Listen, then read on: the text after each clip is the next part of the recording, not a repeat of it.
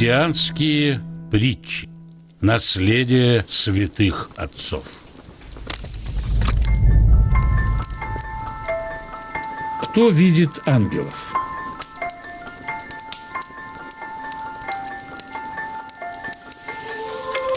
Некоторый старец пришел в келью Аввы Иоанна Колова и застал его спящим. Ангел стоял близ его и веял над ним.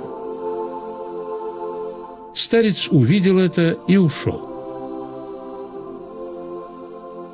Когда Авва встал, то спросил ученика своего: «Не приходил ли сюда кто-то в то время, как я спал?»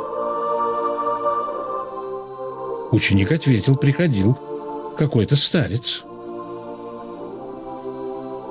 И уразумел Авва Иоанн, что этот старец равен ему по духовному преуспеянию и что он видел ангела.